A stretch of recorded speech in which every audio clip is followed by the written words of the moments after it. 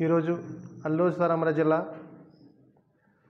జరుగుతున్నటువంటి ఈ ఒక్క ఆదివాసీ స్వచ్ఛంద సేవా సంస్థ ద్వారా మనం ఈరోజు గొప్ప నాయకుడిని ఈరోజు జన్మదిన శుభాకాంక్షలు తెలియజేసుకోవడం చాలా గర్వించదగ్గ విషయం.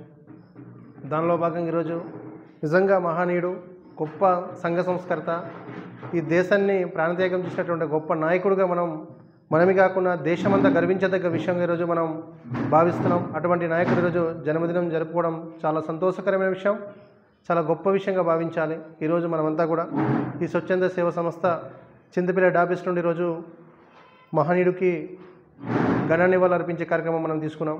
అందుకాబట్టి ఈ సందర్భంగా అల్లూరి సీతారామరాజు కోసం మనం కొన్ని విషయాలు మాట్లాడుకునే పరిస్థితి చేయాలి. ఎందుకంటే ఎంతోమంది ప్రాణత్యాగం చేసినట్టు, దేశాన్ని ప్రాణత్యాగం చేసినట్టు నాయకులు ఉన్నారు.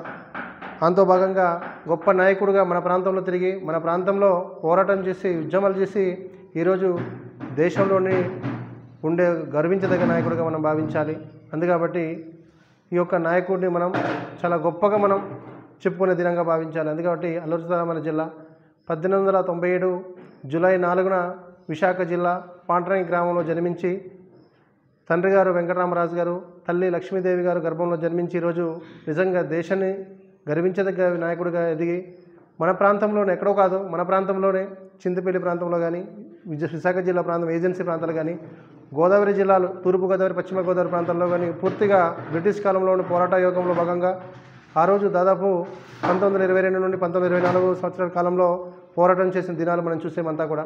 ఇప్పుడు ఆ చరిత్ర చూస్తుంటే మనం అందరూ కూడా తెలుసుకోవాలి, నాయకుడు అంటే ఈ మాదిరిగా ఉండాలని తెలుసుకునే పరిస్థితి కావాలి. అందుకబట్టి ఆ మహానాయకుడు చిన్న వయసులోనే బ్రిటిష్ వాళ్ళ చేత చనిపోయే పరిస్థితి కూడా మనం చూసాం. ఎందుకంటే గడగడాలు ఆడించినటువంటి గొప్ప నాయకుడు అతను. అందుకబట్టి 1924 మే 7వ తేదీన మన విశాఖ జిల్లా అయినటువంటి మంప గ్రామంలోని బ్రిటిష్ వారి చేతిలోనే కూడా చనిపోవడం జరిగింది. దాని చిన్న వయసులో 27 సంవత్సరాలు చనిపోవడం జరిగింది. అలాంటి నాయకుడు మన దేశంలో గర్వించదగ్గ నాయకుడు మళ్ళీ పుట్టాలని కూడా మనస్ఫూర్తిగా కోరుకుందాం.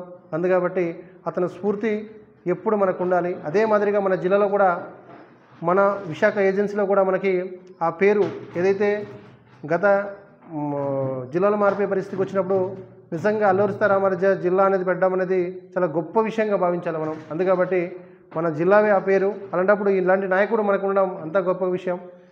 నాయకుడితో పాటు మన ఏజెన్సీ ప్రాంతంలోని నిజంగా మన ప్రాంతాల్లో ఏదైతే పెదవలస ప్రాంతంలో నుండి కూడా గాం గంటంతర, గాం మల్లుదర వీళ్ళందరికీ కూడా పోరాటం చేసినటువంటి స్ఫూర్తి ఎంతోమంది మనకి ఆదివాసీ బిడ్డలు కూడా ఉన్నారు.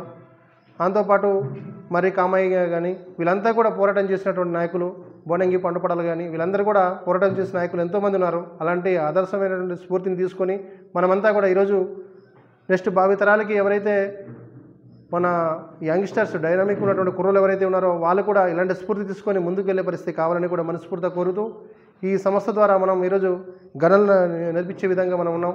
అందుకబట్టి ముందుకు పోవాలని కూడా మనస్ఫూర్తిగా కోరుకుతూ ఈ యొక్క నాయకుడిని మనం ఈరోజు గొప్పగా భావించే పరిస్థితి భాగంగా సంస్థ ద్వారా మనమంతా కూడా జై అల్లూరి సీతారామరాజు, గట్టిగా జై అల్లూరి సీతారామరాజు, జై అల్లూరి సీతారామరాజు, జై ఆదివాసీ, జై ఆదివాసీ.